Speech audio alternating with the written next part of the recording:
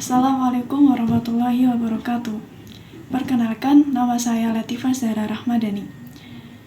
Saya dari kelas 3 PAIA dengan nomor induk mahasiswa 22411040203.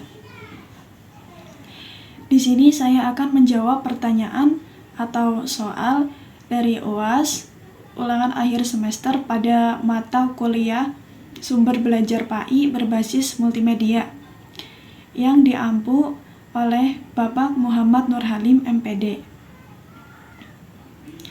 Ya, langsung saja menjawab soal nomor 1. Pertimbangan utama saya dalam mengembangkan sumber belajar PAI berbasis multimedia sebagaimana yang saya temukan di dalam artikel atau jurnal yang berjudul Multimedia Interaktif untuk Meningkatkan Hasil dan Minat Belajar Pendidikan Agama Islam, yaitu meliputi pemahaman tentang multimedia, keberagaman media yang dapat digunakan, efektivitas multimedia dalam pembelajaran, dan guru sebagai fasilitator. Multimedia merupakan sistem yang mendukung penggunaan teks interaktif, audio, gambar, video, dan grafik. Pertimbangan utama dalam mengembangkan sumber belajar pendidikan agama Islam berbasis multimedia ini juga melibatkan beberapa hal.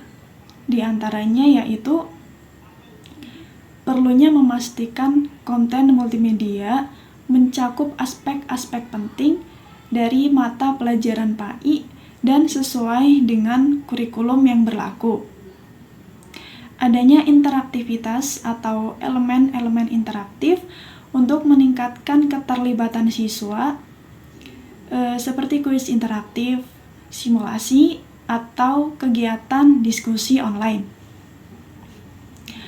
Lalu aksesibilitas, di mana sumber belajar dapat diakses dengan mudah oleh berbagai perangkat dan konektivitas internet untuk mendukung pembelajaran jarak jauh.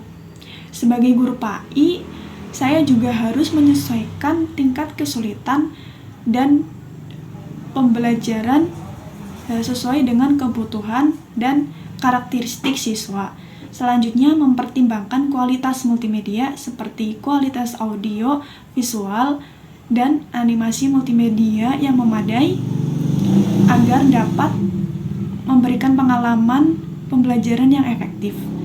Inklusivitas atau mempertimbangkan keberagaman siswa dan memastikan sumber belajar dapat diakses oleh semua siswa, termasuk mereka dengan kebutuhan khusus.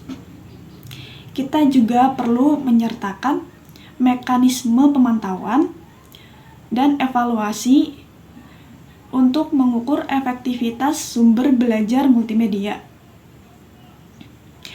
sehingga dapat diidentifikasi area perbaikan. Selain itu, mempertimbangkan konteks kultural siswa juga diperlukan untuk membuat konten yang lebih relevan dan mudah dipahami. Terakhir, kita juga harus memastikan integrasi teknologi mendukung tujuan pembelajaran pendidikan agama Islam tanpa mengesampingkan nilai-nilai dan ajaran agama Islam. Selanjutnya menjawab pertanyaan nomor 2.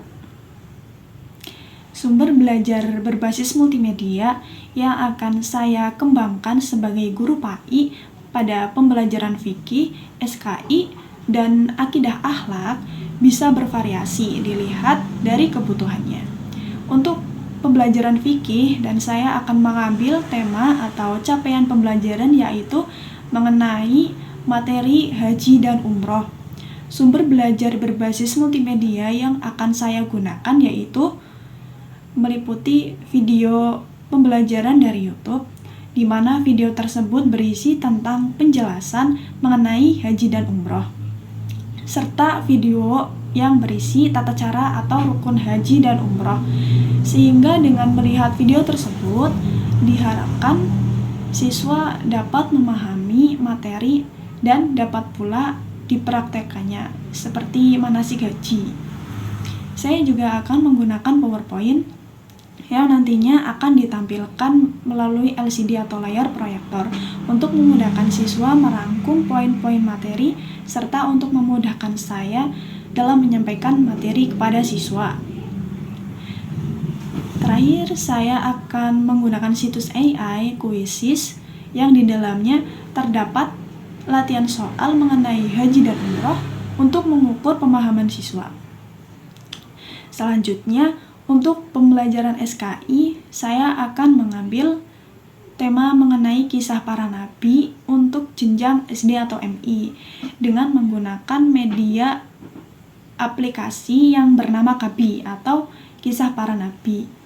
Penggunaan aplikasi ini tuh dapat dengan cara ditampilkan melalui dengan layar LCD atau proyektor dan ditujukan pada para siswa. Di dalam aplikasi ini juga terdapat buku digital yang dilengkapi dengan video animasi, narasi, audio narasi, serta terdapat hikmah atau pelajaran apa yang dapat diambil setelah melihat video animasi yang berisi atau menceritakan tentang 25 para nabi ini yang dikemas secara interaktif. Selain itu juga terdapat game edukasi seperti mencocokkan ayat dan lain sebagainya. Lalu selanjutnya untuk pembelajaran akidah akhlak dengan tema yang saya ambil yaitu mengenai sifat terpuji dan sifat tercela. Untuk pembelajaran akidah akhlak ini lebih dominan pada perilaku sehari-hari. Jadi materi yang diajarkan pun lebih ke bagaimana penerapannya. Jadi untuk media pembelajaran yang akan saya gunakan yaitu video pembelajaran dari YouTube mengenai sikap terpuji dan sikap tercela, di mana sikap terpuji inilah yang nantinya akan diamalkan, sedangkan sikap tercela itu yang nantinya akan dihindari. Sebagai evaluasi saya akan menggunakan Wordwall, yaitu situs AI yang berisi game edukasi berbasis kuis. Jadi mengerjakan latihan soal dengan bermain. Selanjutnya menjawab soal yang terakhir, yaitu soal nomor 3.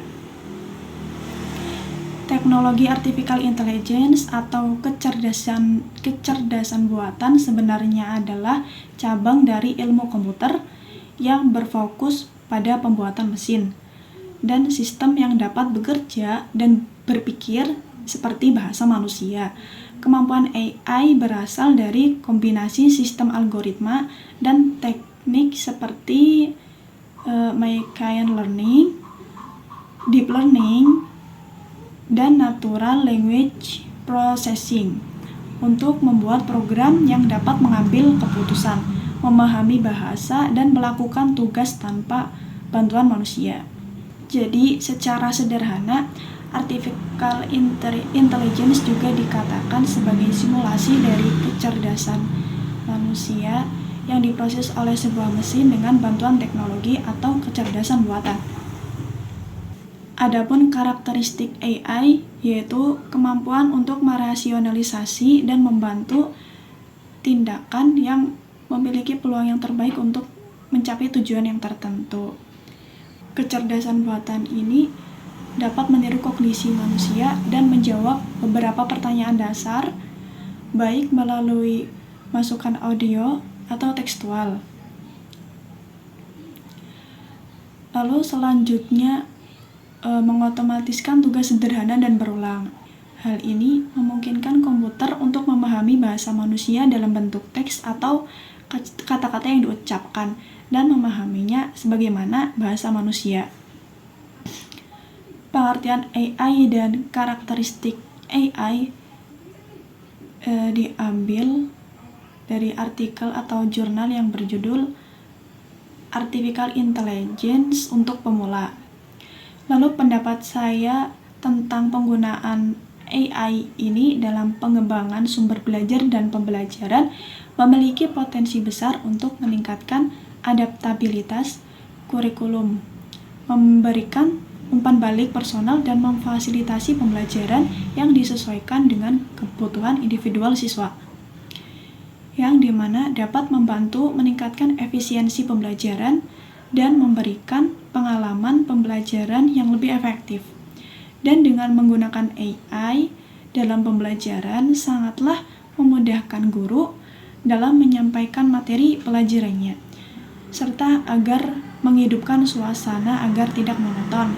Serta para siswa juga bisa lebih mudah memahami materi, serta dapat belajar dengan nyaman dan merasa senang karena kebanyakan AI juga dikemas secara interaktif dan atraktif.